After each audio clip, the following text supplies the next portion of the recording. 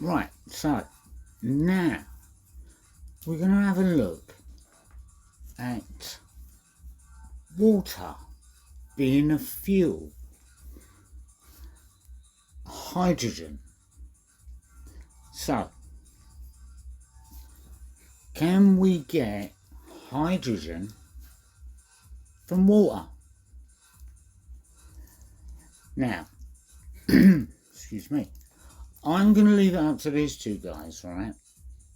Because they are way more informed than me. Even though I've done my research and I agree with what they're saying.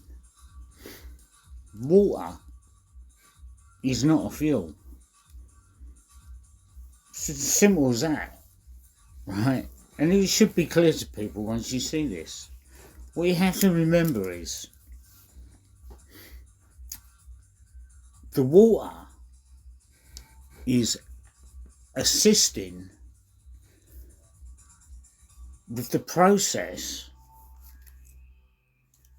that is breaking down the materials, and in this case it will be the interior structure of what you can see in that picture at the moment. Okay, essentially it's an electrode with a positive and a negative. You'll see. Now that's where the hydrogen's coming from, right? And also within the water, so let's just say we started with pure water. Okay, this is no good for electrolysis, right? So you have to put what they call an electrolyte into the water, and straight away that water now becomes a solution, yeah, because you've added something to it. Okay, so you have to remember that. Now also you have to know what it is that you put in it, right? Because basically when the electrolyte is added, it normally consists of hydrogen. Yeah, so it could be, well, near enough all of them. These guys make it a lot clearer than me. But your hydrogen is not the water separating from the oxygen and the hydrogen, right? That's not happening. No one can show that that is what is happening, right? But it's easy to see that the water will discolour. You won't see that in this, but we all know electrolysis of water, doesn't matter what water it is, it will always start to go dirty. Right, and the cleaner the water is, the less dirtier it will become. And the better quality of metal that you use as electrodes, right, will slow down that process as well. You'll still get hydrogen coming off, but you will inevitably, if this was something that was running, say, let's just say it was a more improved version and it was running a motor vehicle, right, it's still going to be maintenance. Yeah, it's not, it's not technically a replacement for the carbon fucking burning fuel machines. Okay, and it's never been developed to any degree other than independent people doing it, which is all well and good, right? They can, right? So the dispute is not that you can't get fuel and power a vehicle from this process, because you can, right? That's not disputed. What's being disputed is it's not the water, right? The water is not hydrogen and oxygen, right?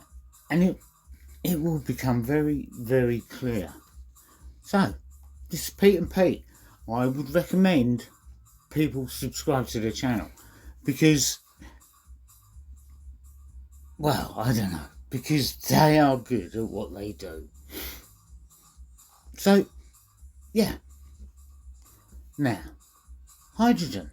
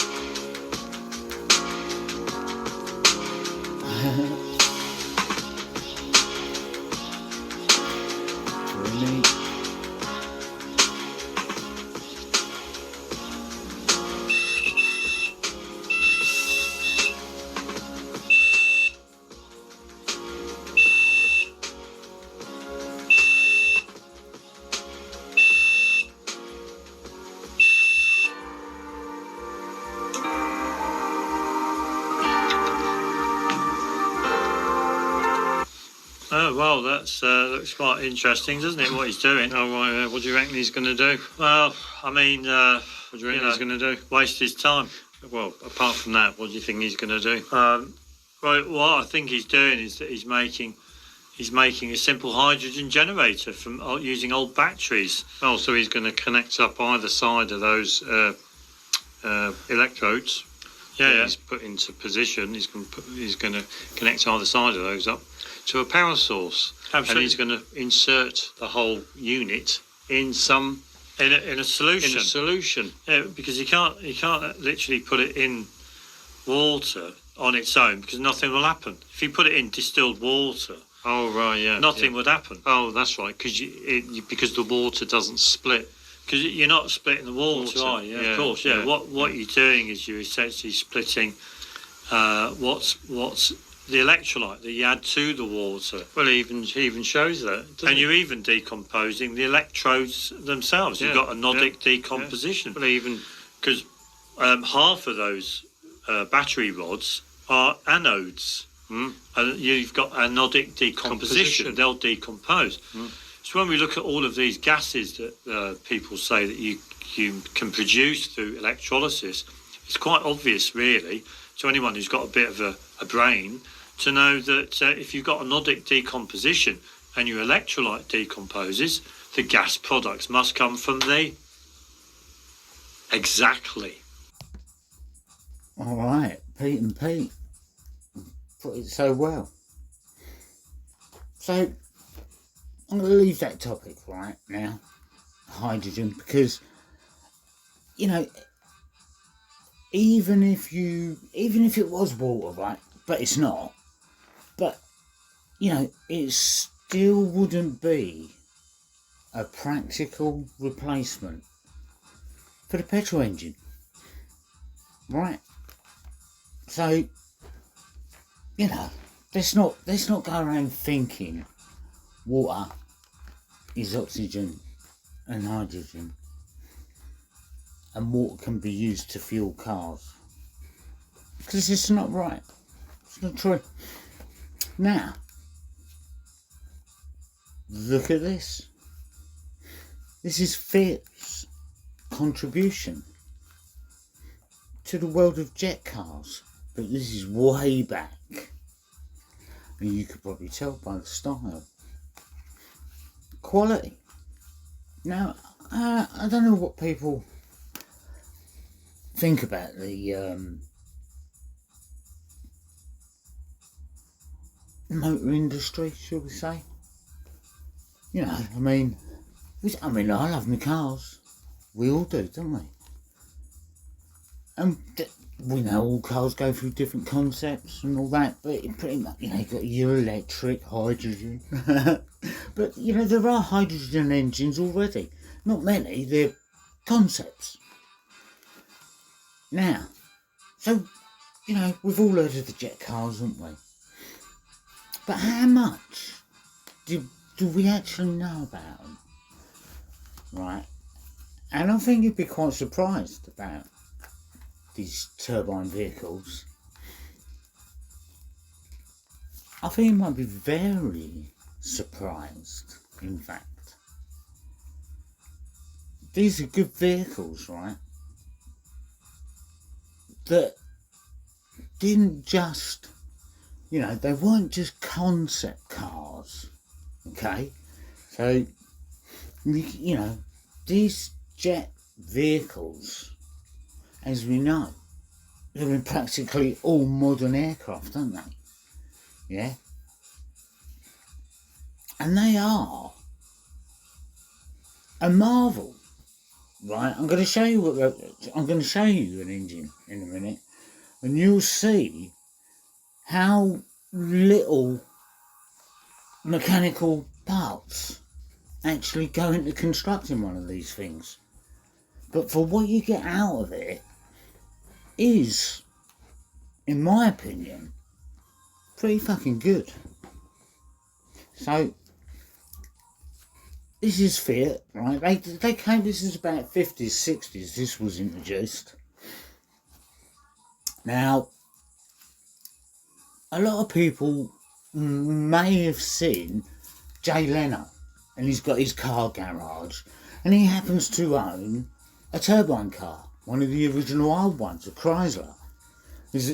That's another story, right? What happened with them cars, right? It's just unbelievable, right? The car that Leno's got, it was actually built in Italy, the body, right, by the Gear coach builders, yeah? Real top quality work, right?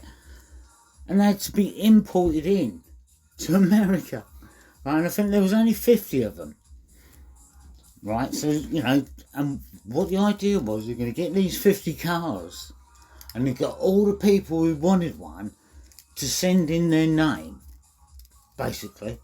They put all these names in a fucking hat, you know, like a big draw.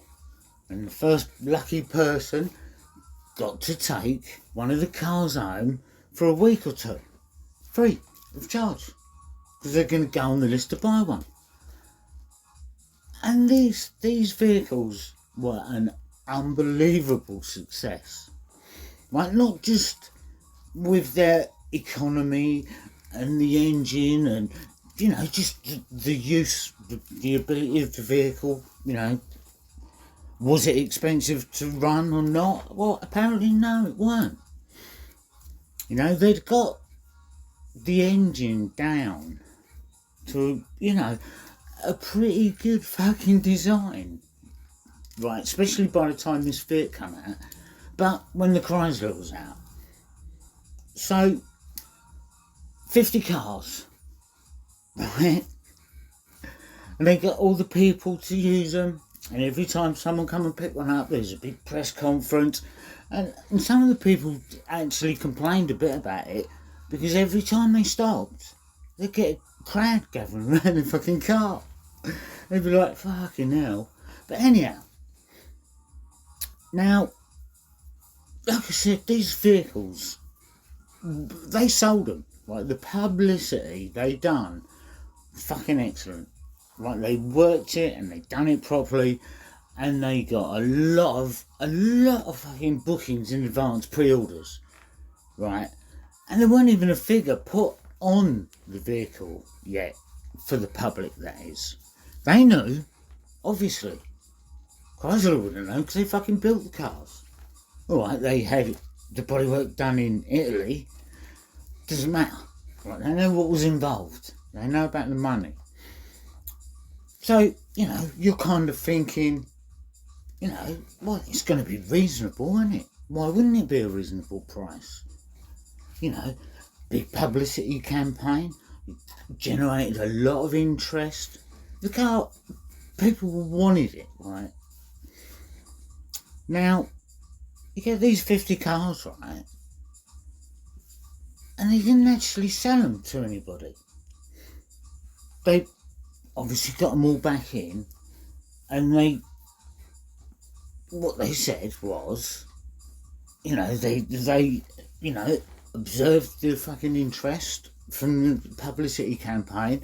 They understood they'd be able to sell them, right? But when they put a figure on it, it was so ridiculous. It was like £200,000. I mean, sorry, American dollars. Like, people still wanted to buy them. They still had them 50 sold, right? But they couldn't sell them because, you know, they were calling them the 50 concept cars or the protos, and they've got to be worked on. So they've brought this car out, and we'll have a little look at it, right? I'm going to skip past a Rover to get to it. Right, we'll come back to the Rover, but this is it. Well, this is yeah, that's the same as Leno's one. I think Leno's looks a bit better. It's probably done in a better studio. But that's the vehicle, basically. And people wanted it, right? You know, it's got a look to it. It's not a brilliant picture, though. I've got another one somewhere else, but it doesn't really matter for this. So, like I say, right, they sold this car. The publicity went so well. I think it even appeared at a New York World Fair alongside a Ford turbine vehicle. And we'll get to that in a minute. Yeah, it's not unusual that Ford made them, believe me, because most of the companies that had stuff to do with petrol engines were developing jet turbine vehicles. Now let's go back to this one. See, now that is a Rover, right? And that is the first production model Rover turbine vehicle. Okay? So Rover actually built the first turbine vehicle, 1939. And I believe that's because we had some guy, Frank Whittle, right, British guy. He was the guy that patented and built the first jet engine, right, before the fucking war, well before the war, even though the Germans were the first ones to put them in a plane and actually, you know, use it, whereas we, you know, apparently, because it was a new idea at the beginning of the war, you know, they didn't think that they'd be able to use it in Britain, so that's why we stuck to biplanes, I suppose. But anyhow, there's your Rover, right? $4 fucking grand. That's all they wanted for this motor, right? $200,000. Now I see a bit of a problem with this, right? Especially this Chrysler, right? They spent all the money on the advertising, sold it basically, to cure people wanting it. And then they turn around and say, oh, heavens, we forgot to tell you, it's going to be over $200,000. And, you know, but we're not going to do that, are we? We can't sell cars to just members of the public for that kind of money. So nobody's going to have one. And do you know what they've done with most of these cars, right? They fucking scrapped them. Seriously, a few of them got out to private owners, right? But the majority of them, they crushed them, right? And there is actually a video that shows you, it's not good. Shows them getting crushed. Okay, such a ridiculous story though. Okay, a true story, but fucking ridiculous. Why build a fucking car like that, right? Get all that attention on it, yeah, and then turn around and say, oh no, sorry, it's too expensive. We can't do it. It's not practical for us either. Why does that make any sense? Right.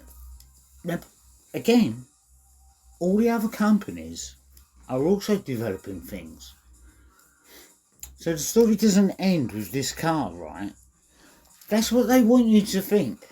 Right, when you look into jet turbine cars, right, they want you to come across this fucking thing, read the story, and think, oh, right, I see, and leave it there.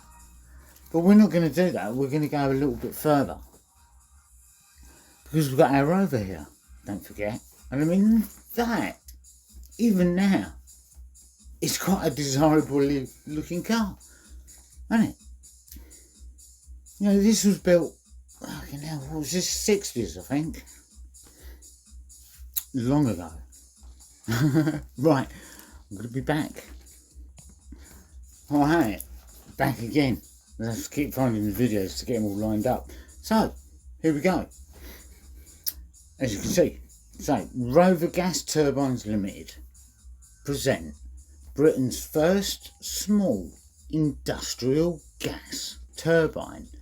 Now, gas, okay, yes, it's the fuel in this paragraph, okay, but just bear in mind, these turbines, don't just run on gas, right, and that will be made clear very shortly. Right, so let's check out Rover.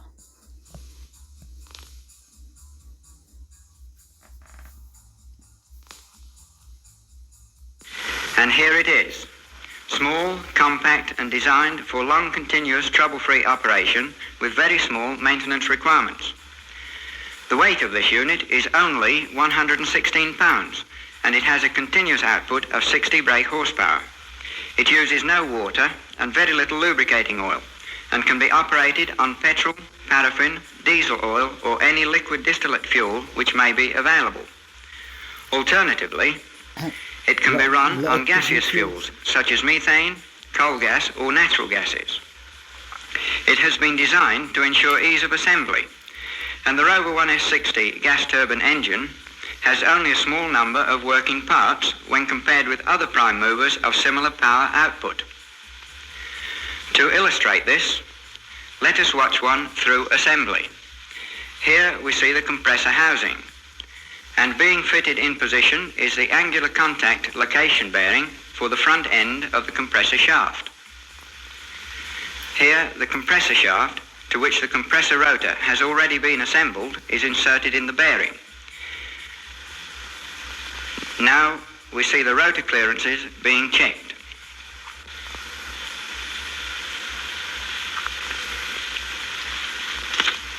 Fuck all shit, man. Here, the diffuser ring is being placed in position on the compressor housing, and this is followed by the support plate.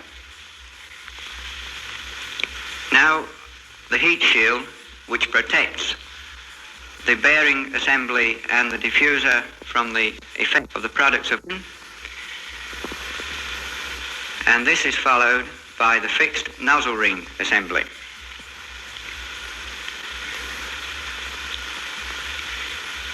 And now the rear bearing support and sealing system is fitted.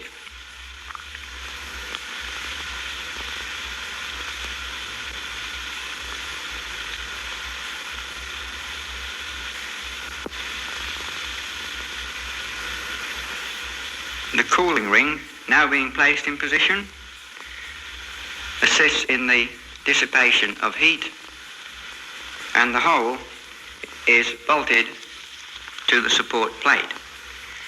Here we see the turbine rotor being fitted to the compressor shaft, and it is secured by a single bolt fixing. The feature of this... Right, I wanted to pause it here, okay, because there's something else that I want to bring into this. Now, turbine, fan, jet engines, okay, we all know about the hopes, the fuel, yeah, how can those fucking planes put all that tonnage in the wings, okay, and it is a very, very, very, very, it's just an insane idea to think that they put thousands of tons of extra weight into the wings and still get the same performance from the aeroplane, okay. Now, as you heard this geezer say, right, this engine, right, this is one of the first one. You can run on fucking anything, okay? Back then, right? So already, you know, I'm saying, right, so this, in my opinion, is better than a petrol engine at that time, yeah? I'm talking about now, we'll leave that. Right, but this should have replaced petrol engines. How fucking easy it is to make. I mean, it's simple, right? And it's using a fuel. Yes, it is using a fuel. But the development of these engines, right, would have gone in the same direction as jet planes. Right, and we know that flying is one of the safest forms of transport. You know, for reliability of the engines, right, it's second to none. You know, Rolls-Royce, yeah, they grow their own metal, right? So they make a crystal, yeah, and they grow it as a crystal, so a single crystal. And this is what they use to make the fan blades in their turbo jet engines. Well, most of them. It took them a while to suss it out, but, you know, man is man. You know, we fabricated most of the metals in the first place. So, you know, making one from a single crystal, therefore, you know, there are no flaws within it. So it will have an inherent strength that will be better than anything else, for sure. I mean, you know, it's high tech, just for a fan blade, sorry. Now, once you've got a plane in the air that works on these kind of jet engines, yeah, the actual engine, the design of it, the way the blades are angled, the way it narrows in, so finely tuned, right, that, right, so let's put it this way, okay, yes, there is a element of fuel that runs an engine, I would say probably on most liners. I don't know about military jets. Right, and this would be like the engine or generator that creates the electricity for the plane. Yeah, for all the different bits and bobs. But I'd also suggest, and this is also something that Pete and Pete have got into, right, but I'd say that there's a high plausibility that what the fueled engine will do is get the plane off the runway, right? Now, maybe not, but you do tend to get a bit of exhaust smoke when a big fucking jumbo takes off. Okay, even like things like jump jets, Harrier jump jets, even they do. But once they're in the air, right, and these turbines are flying, right, so this is what is most likely happening, right, and it's a tried and tested method. We know it works, right, but there's just, so, what is air? Okay, what is air? Is air a fuel? Well, we know things burn in the air, don't they? I mean, it's how fire start. Right.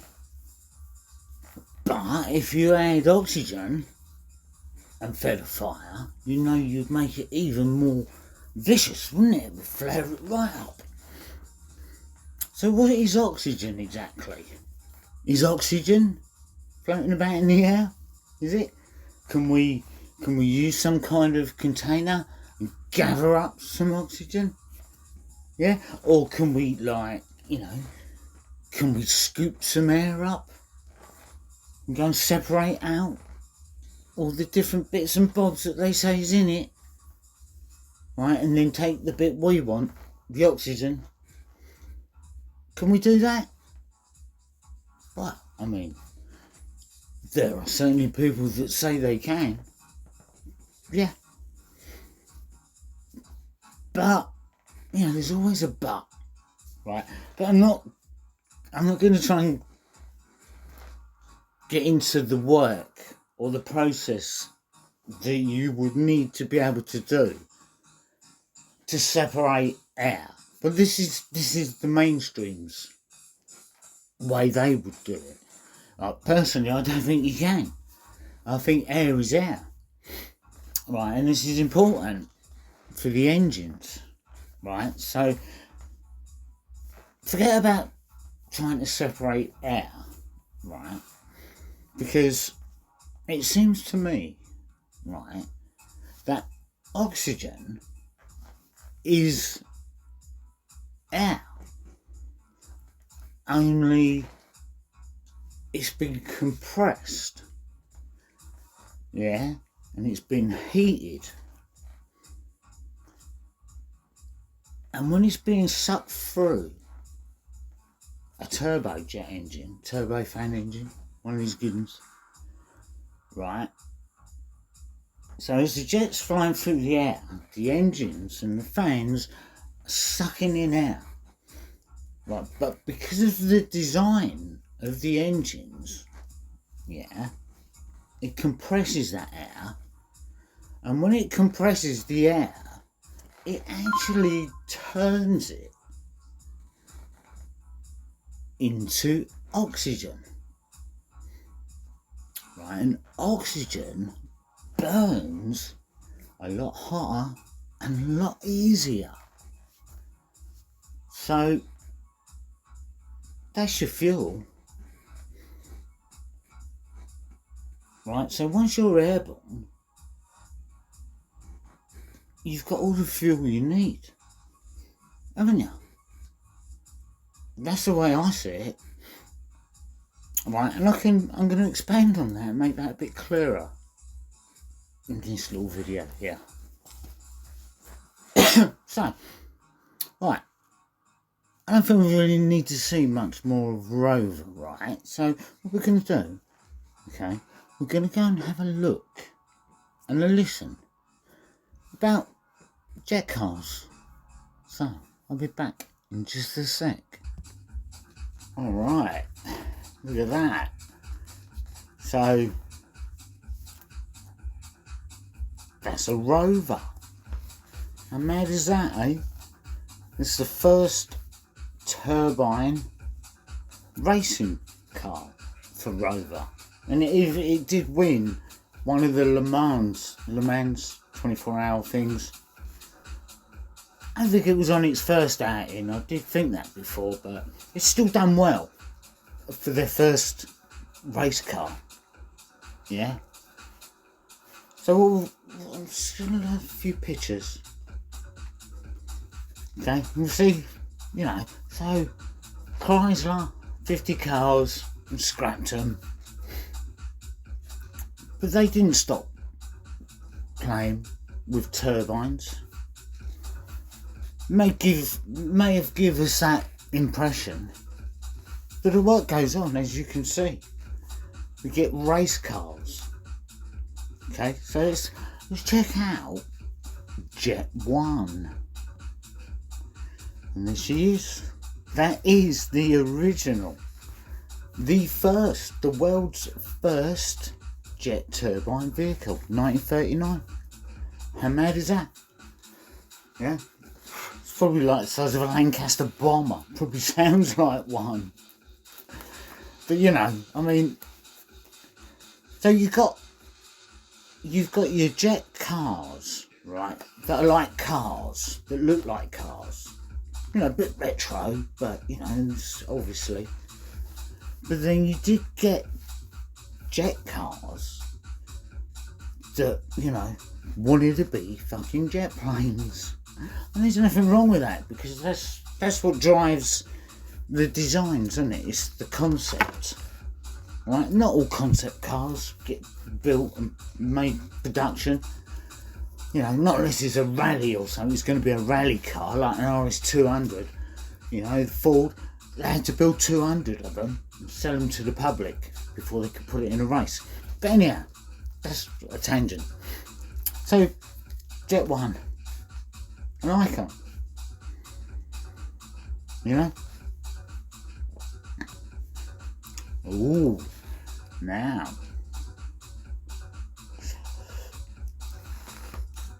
There you go. Now that, it does look a bit like a model, doesn't it? With the old dome in the background there. But I can assure you it's not a model. It's General Motors, I think. GM? Is it GM? So this is their something Fighter 3. So this is the third model. So this has been in development for a few years. And this is the Mark III. So I mean, it's mental, you know. You can control it with a joystick. But look, don't listen to me. This guy.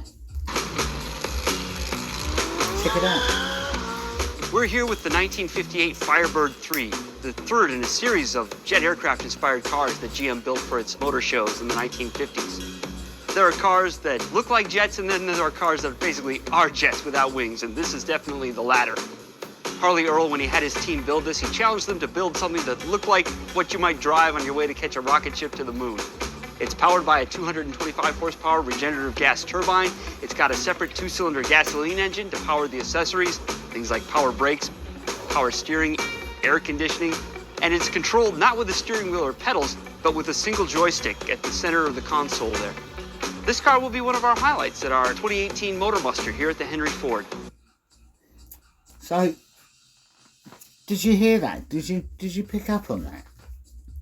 It has a separate petrol engine to run the auxiliaries. How about that? I thought that was quite interesting, because, you know, it's kind of what I was suggesting might be, you know, that's not my idea. I mean, most of what I know, I pick up from like everyone else does. You look into it, and this is the same kind of idea as what other people have suggested. But this, right? So we've already heard the guys at Rover and their engine, right? I reckon it can run on, well, fucking loads of stuff, won't it? Yeah, anything that's flammable, basically. So they've took this technology to quite a peak already. Like in these, like when these things were being built, 60s, 50s. So let's see what other vehicles or the practicality of jet turbines. You know, how far was they taking them?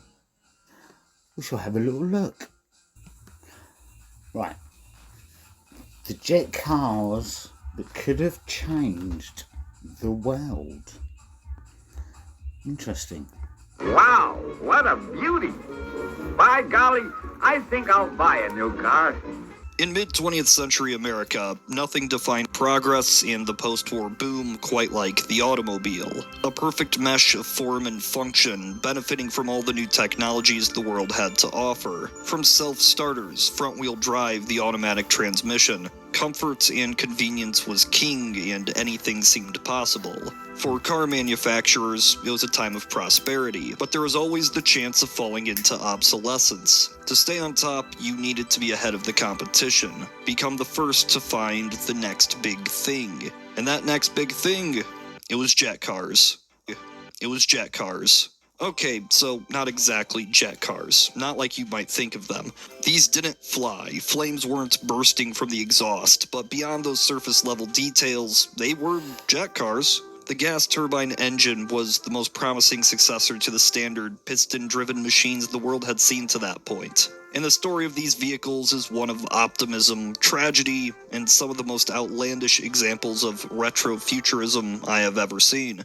Gas turbine engines were not entirely new by the 1950s. After years of trial and error, they had allowed the first fighter jets to fly by the end of the war. The potential benefits of using this engine in a car would make it a worthwhile effort. It ran smoother than a standard piston engine. It didn't need coolant, the flowing air could provide that itself. They weighed less and still produced a lot of power. There were less moving parts that could go wrong, meaning more reliability, and the engines could last longer. You could take anything that burned oxygen, whether it be gasoline, diesel, kerosene, perfume, tequila, or hairspray, and it would run. But most importantly, it sounded absolutely incredible. It shouldn't be too much of a surprise that the manufacturers working with not all turbine cars garnered the same hype or promise. Around this time, Ford was taking small engines from Boeing and just shoving them in existing car models. Selling the future was easy, and few companies did this better or worse, depending on your perspective, than GM. A milestone in automotive engineering is marked by the completion of General Motors' Firebird II. The first gas turbine family car ever built and tested in the United States. The Firebird project continued with the Firebird II, roads that didn't yet exist. Another concept was the large futuristic truck called the Bison. Not too much is known about this vehicle, other than it likely couldn't run at all. Instead, it probably existed just to promote GM's new standard shipping containers. All of this was overshadowed by a surprise. Ford had returned with something actually great. What will tomorrow's trucks be like? Well, meet Big Red. Now, I just gotta make a comment on the name. Okay, so this is Ford's, and we all know what Henry Ford was up to. And I just find it funny it was called Big Red. You know, may not mean anything, but you never know. Yes, one of the most famous turbine automobiles with a long and detailed history all its own. And unlike the Bison, it worked. This thing would travel across the United States, bringing joy and excitement wherever it went. Not just because it was a jet truck, because it was also big and red. It was so big, you needed to use a retractable ladder to get inside it. Inside, you'd find accommodations you'd normally expect from an RV.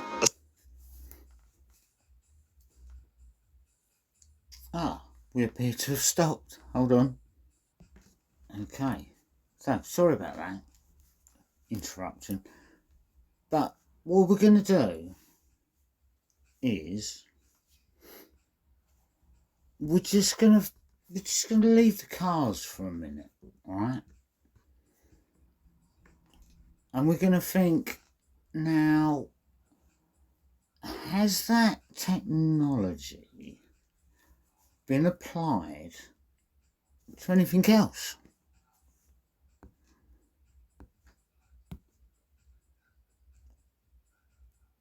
And this is just to run in the background, because as you can see, trains. jet trains, nuclear trains, powered, atomic jet trains, unbelievable, aero trains. These are all being developed at the same time as bleeding cars all around the world. I mean, like, just check out these. I mean, all right, these are standard carriages, but you'll see the others. But I just thought it was worth just having a little look at these. Okay, aeroplanes.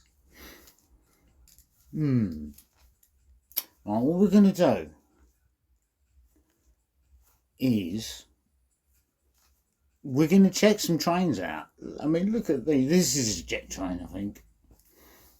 There you go, look at that. I mean, just look at that.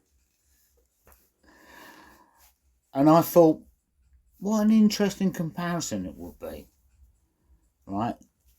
Just to stick the lunar lander in there. You know, just to compare.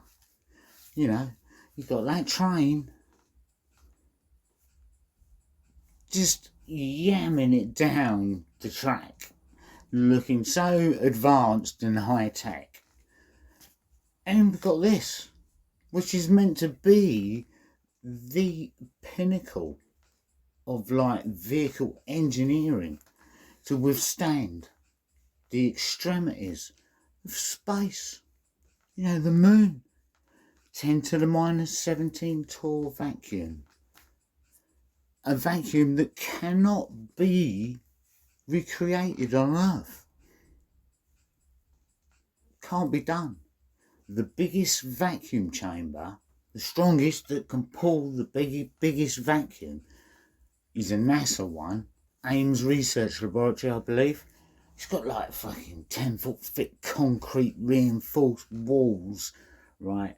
You know, it's like the biggest Hitler bunker ever, right? And that can only pull 10 to the minus 6 torr. Now, it might be a little bit out there. It might be a little bit higher than that. I've got a feeling it is. But it doesn't matter, right?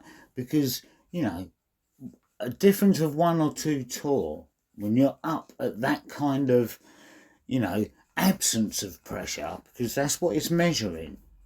Yeah, so you go down in the sea and you get crushed. Okay, you go up into space and it's the absence of anything, so you're going to be pulled apart catastrophically. You know, this vehicle, right, that's made out of fucking tin foil, construction cardboard, yeah, 60s, whatever. It's just not even a comparison to the trains that we just see and the cars. Not even fucking close. Right? And right here, I want to play a little recording from a certain recognisable voice. And you'll recognise this fella. Well, folks, something that I'd like to put out there right now, a truth that I would really like people to consider and to factor in with whatever it is that they're researching, is that everything we think we know, everything that's been taught to us by this system, the science we've been presented with, the education we've been given, the history we've been given, and quite literally everything we've been told by this system is a lie. All of it. And the depths of this lie is quite literally so profound and so all-pervasive that it's almost impossible for most people to even see, because it is quite literally so big that it covers virtually every single aspect of our lives. Virtually everything we've been told about everything is backwards.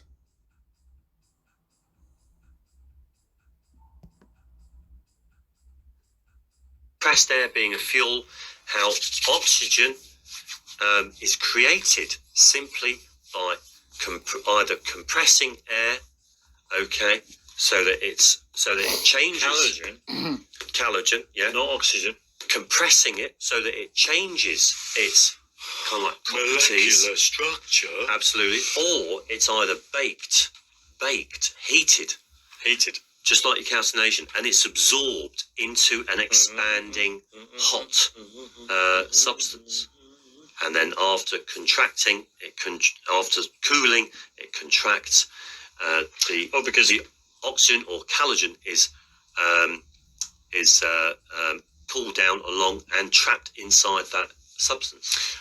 Because it's straightforward. Because in this understanding, oxygen, calogen is not in air. Air becomes oxygen stroke calogen. Absolutely. Because through a process. A jet engine could be designed in such a way that the process of actually compressing the air turns the air into calogen, which then is able to then ignite it. And because it's not carbon based, you won't see any smoke. It won't stain the back of the engine. Because it is possible that you might find that if you compress air to a certain degree, it might actually self-ignite. It could well do. That means you don't even need a starter. You don't even need a spark plug. Wow, this is amazing stuff. Or igniter. Yeah. You just compress it so much and then it will ignite. Absolutely. And to be honest with you, I think that's the way it's been developed. I wonder if somebody would do that as an experiment. But we can understand from this. We can understand from our aircraft, we can understand from our oxygen concentrator that that's how these things work. They are not extracting oxygen from the atmosphere. In our understanding, there is no oxygen in the air. Air becomes oxygen through a process. Absolutely. Or calogen, as we would call it. Absolutely. So that wraps us up for today. I think. Well, to be honest with you, I think we can clearly say that we have done and dusted. We've done and dusted this. Oxygen. Oxygen, yeah, done and dusted. If anybody thinks we are wrong, okay, I've got no quibble in that. Show us some proof. We want to see some proof. Get some oxygen from copper 1 oxide. Copper 1 oxide, this is your task. It's been oxidised. Copper 1 oxide, extract the oxygen from it without placing oxygen in it. Absolutely, yeah. And then extracting it and saying, there you go, I've given you some oxygen. There's oxygen there. Absolutely. This is what we want to see. There. Now look at how clean that engine is. Oh, right, yeah, that looks very clean. It's pretty spotless, isn't it? Yeah. You wouldn't even think that a fuel is being burned, would you? No, you wouldn't actually. Now, I did leave this in a comment. It's amazing how clean the backs of these engines are. It does look good. You've got a bit of when you look at wear and tear. But when you look at, these are going like 500 miles an hour. But if it's burning look at all the fuel, stuff that's supposed to be coming out. If it's burning fuel, you'd see some black. You'd see blackness. That would be black. They travel for hours. Sorry. You'd see some carbon. And also, that's one of the reasons why jet travel is so reliable. It's because they don't use a fuel so much to actually drive them through the air. They use compressed air, which is more reliable. Absolutely, It's cleaner, it's more efficient. Yeah. It's so much better. You get less problems. You don't have any things that heat up and burn as such. Well, you don't have any components like a sparking plug that may wear down, for example. You don't need all that. You've only got something that's spinning round. Just spinning round. All it's doing is spinning round. That's all it's doing. Thanks ever so much for watching and listening and singing. Absolutely, and we'll see you next time. So, before we go, always remember, if something doesn't make sense, like thinking that oxygen makes up 21% of the air. Absolutely, of course, and well, there you go.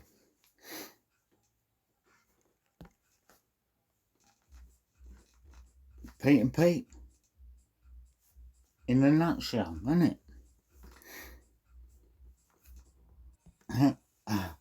Okay, so I'm gonna end it here now. Right, I'm gonna follow this up, these jet vehicles, because the trains are just mind bending. and other concepts that they were using. Just mind-bending, some of the stuff that was out there. But hey, so listen, right? Now, would it be a conspiracy, right, if I said, think about it. Let's just say, just as an idea for now, let's just say that they're running on compressed air, right?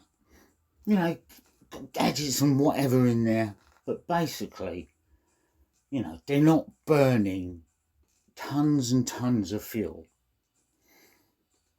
like they say they are. Now, whether that has come about intentionally or not, we don't know. You know, it could be one or the other. You know, I would probably lean towards the fact that they know. Okay, but it's, you know,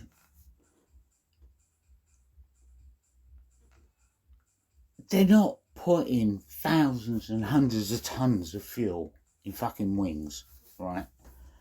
Just the construction of wings with the hydraulics and all the cables and all them bits in there, right? So you control the plane, man, the flaps. You can't immerse it in fucking fuel, can you? You can't link all those, you know, a fucking wing is ribbed, right? Has to be. It's what gives it its strength, yeah? Not to be stiff, but to fucking flex and move up and down. You can't stick a few 100 tons of fuel in that and expect to get the fucking, you know what I mean? So, okay, right, so the expense with flying is not because of the fucking fuel. Right, they couldn't even store that amount of fuel on most airfields anyhow. So, they've brought this jet car out, right?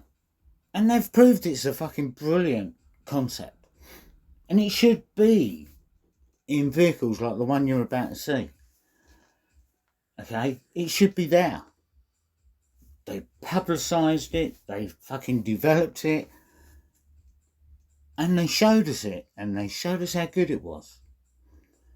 And then what did they do? They fucking scrapped it because it's cost too much. Bollocks. Right, I reckon, right, well, you know what I'm going to say, right, if jet turbine cars would have carried on being developed from day one, instead of petrol, right, think how advanced they would be right now. You know, they'd be on par with jets. And they're running on free energy, isn't it? Free energy.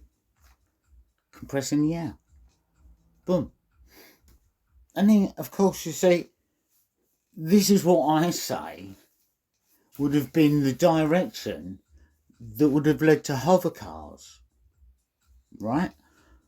Because you've only got to look at, you know, the Harrier jump jet to understand that you can hover in a jet. So you could hover in a jet car if the technology could have been developed, you know, for the thrust vector. So what it does when a Harrier hovers and does manoeuvres and all that, which can be quite amazing to see. The system that enables it to be able to do that is basically the movement of the exhaust. Yeah? So this is from in the cockpit as well. It's not a mechanical thing, obviously. Right, so, and you can get, there's so much footage of it, right? You can get Harriers doing this manoeuvre, just, you know, doing a vertical takeoff and just hovering. And they changed the angle of the exhaust. And sometimes you can see it, because there's a bit of, like we said, an engine, a petrol engine, to get going, so to speak. Yeah? Thrust vector. And it hovers. It turns as exhaust. Right, and this is quite interesting actually, because there's something else I'm going to go into about this vectoring. Because, you know, a brief on it is jets do this reverse thruster thing, and it's part of the braking. But it's not actually, putting the engines in reverse. It's a bit sketchy how they describe it. But it doesn't matter anyhow, because most of the stopping force of the fucking plane is the wing and the surface area. Because it goes into like wind resisting mode, doesn't it? Instead of being able to get lift. Because of the fucking angle of them. Anyhow. Right, can you imagine it? We wouldn't have had airships, people. Would we? We'd be in, who knows, perhaps a vehicle like this one you're about to see, which is, in my opinion, a classic. And it's a Cortina Mark III. And I'm going to say goodbye.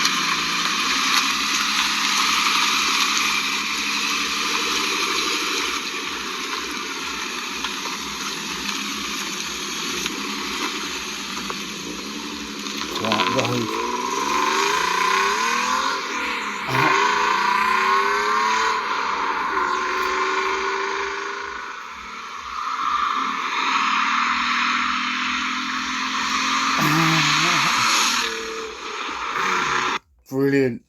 Take it easy, people. Merry Christmas.